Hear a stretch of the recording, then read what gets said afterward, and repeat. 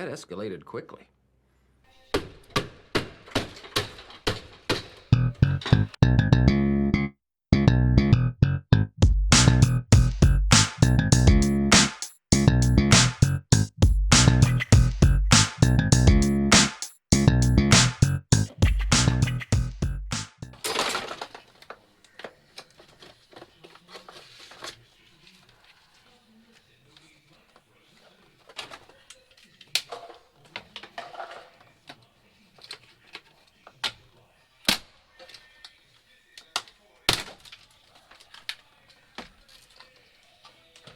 Day 2 of things escalating quickly. As much as I said I'm leaving all the standard dash, I've changed my mind. There's a reason for this, I'll explain all that in a minute. But yeah, things are escalating quickly. I haven't done it yet, but as soon as I've wrecked this, I may as well strip the doors out as well. But yeah, what I'd like to do, I'm going to keep, I say this now, I'll probably change my mind within a video or two, but I don't see a reason why I would. I'm going to keep that side of the dash. I mean, you know, in the Volvo, for example, I stripped out all underneath, so the top half was all there. This time, for reasons I will try and explain once I've got that far, I'm going to remove the entire dash from sort of the instrument binnacle onwards, so it's going to have like half a dash. The driver's side will still be a driver's side. The rest is making room for things and stuff and whatever. Looking at this, the actual, I don't want to remove the full dash because I've undone the bolts at the top to see how easy it would come off, and it looks like it'd be a right fiddle over by the driver's side around the, you know, the instrument cluster. So I'm not going to remove the whole dash and then refit it. I'm going to just remove that part in the only way I know how, which is choppy chop chop.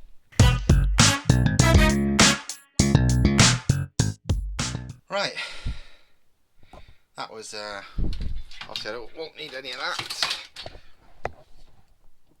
It's not going to look too shit. Some cars looks, I mean, it is going to look shit, don't get me wrong, but you know, some cars look terrible behind the dash.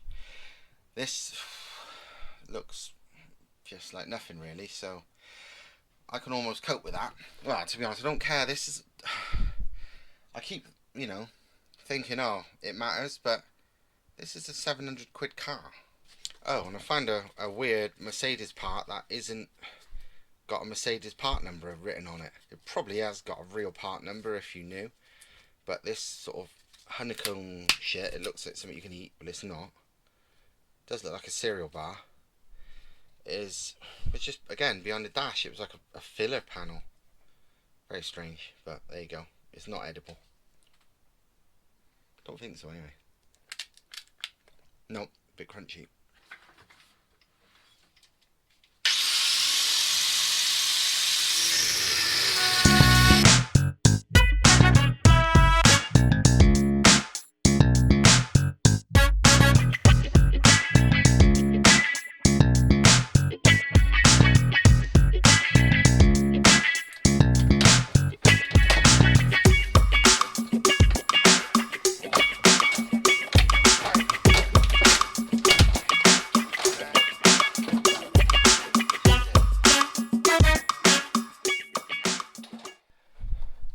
Interior stripped.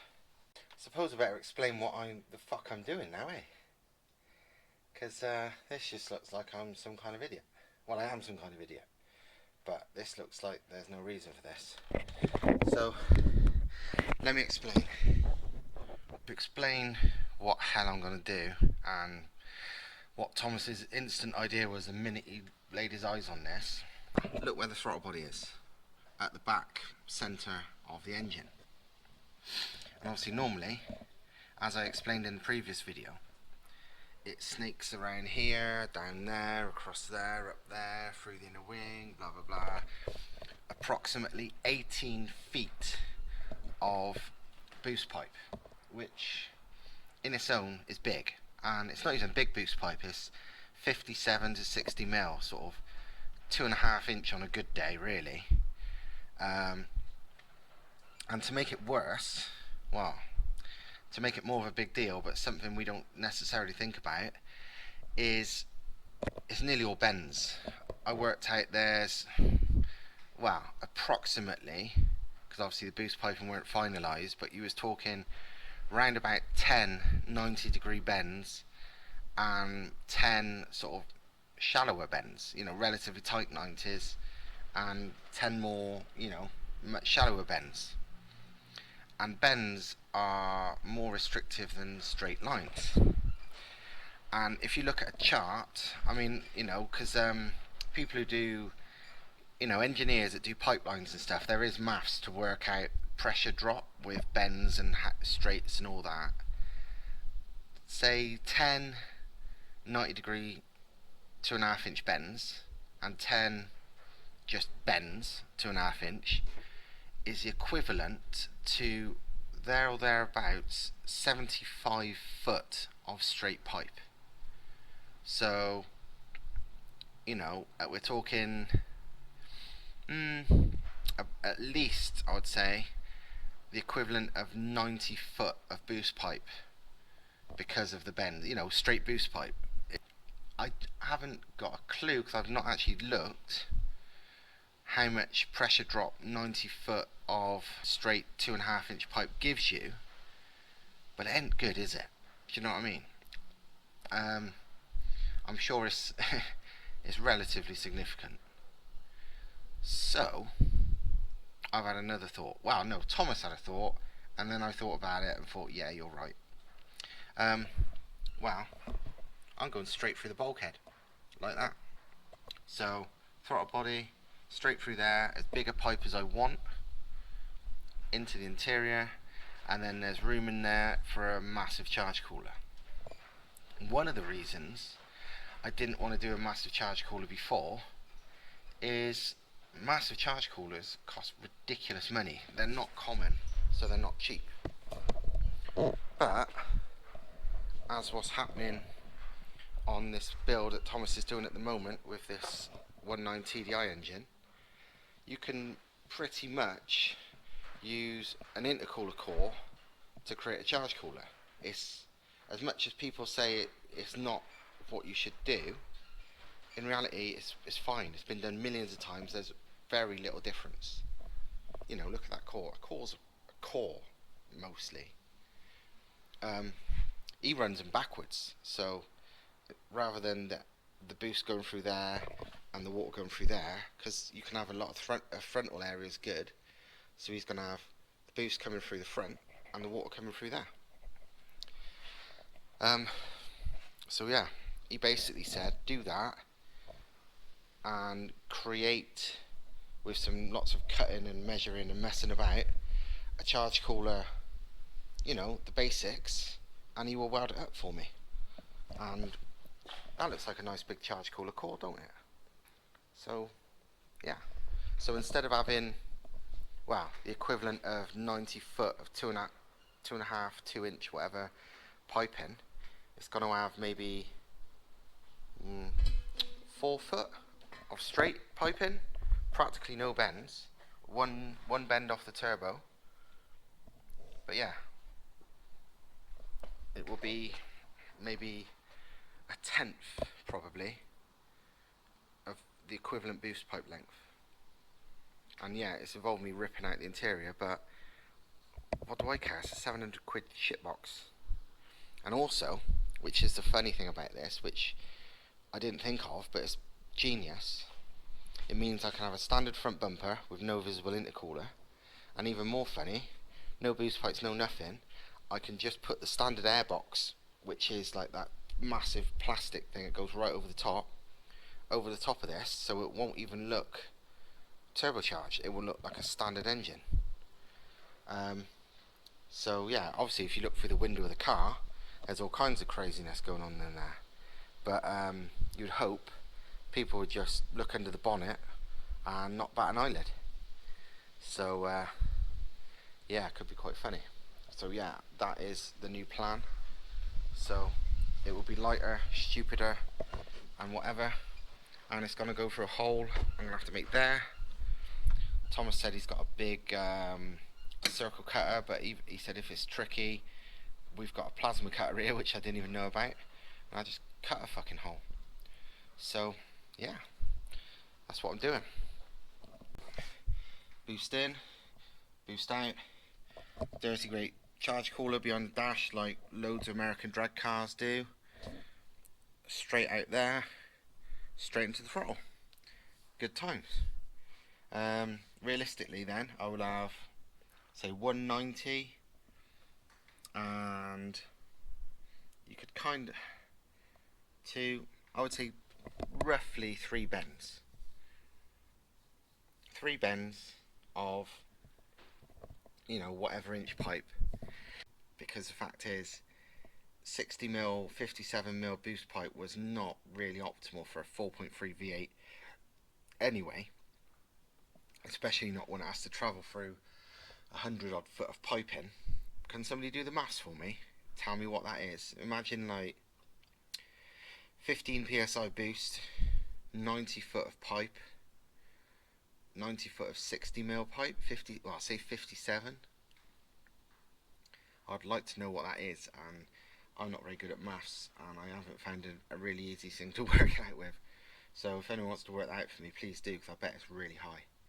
Now it'd be, say, 4 foot maybe of pipe, including 3 of them being bends, and I'll probably use, I don't know, 3-inch pipe. I could go as big as I want. I've got plenty of room now.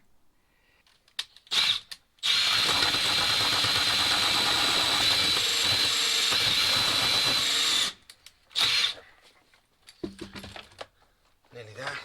Good old shit thin Mercedes metal.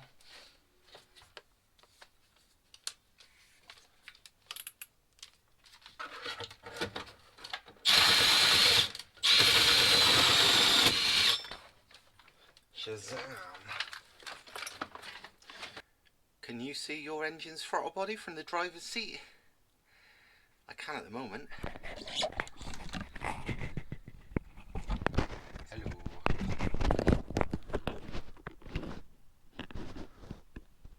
Yeah.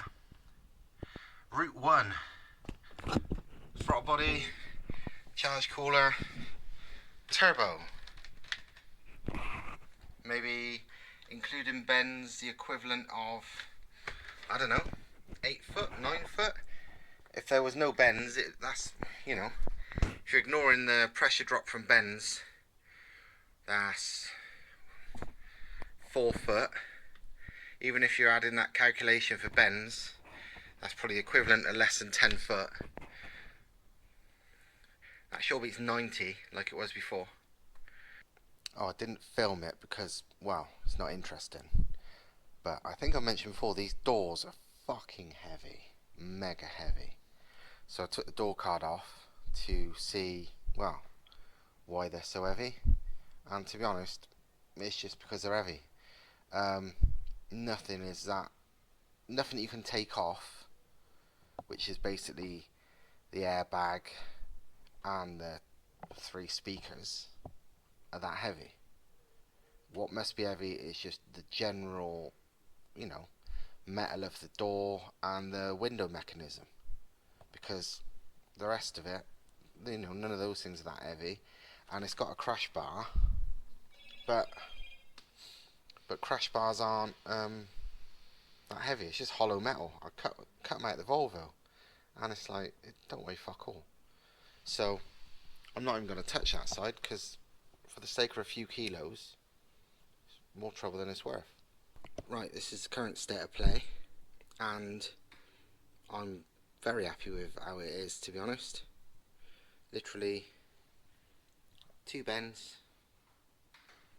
one a 90-ish, well, 90 and maybe a tiny bit. That one again a near enough 90, and that's it. This can be the engine bay mock-up, as you can see through there. Obviously I just made some random pipes lying around just for visualization. That's the methanol injection jet, by the way. But yeah, that looks like it's gonna work great. Thomas said, yeah, there's no reason why we can't just water jacket that.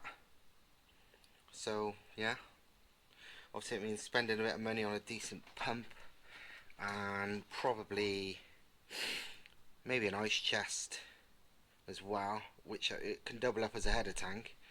But for drag racing or whatever, when I want to make it really cold, I like, add ice into it. But it can have a pump and a water radiator down the front, and there's loads of room now because there ain't no intercooler down the front now. So yeah, good times. Filter will now have to go probably on a 45, so it faces up there. Bliss again, it's not in the way of anything. It'd just be even closer to me, even noisier. So yeah, good times. I'm happy with that. I don't know if there's going to be any more to this video for today, because I won't mind just packing up and tidying up for a bit rather than rushing home and leaving everything a mess for once. So yeah, that's where we are now. And yeah, seems fucking promising. Boost pipes are, well, I would say, including the bends, 6 foot, 5 foot, 5 foot roughly. And then if you add the pressure drop, they say, from 2 90-degree bends, I don't think that even adds up to 9 foot. So yeah, that's compared to 150 odd or whatever the hell I said it was before. No, I said it was 90 odd, didn't I? Yeah, 90 odd versus 9. Yep, this wins.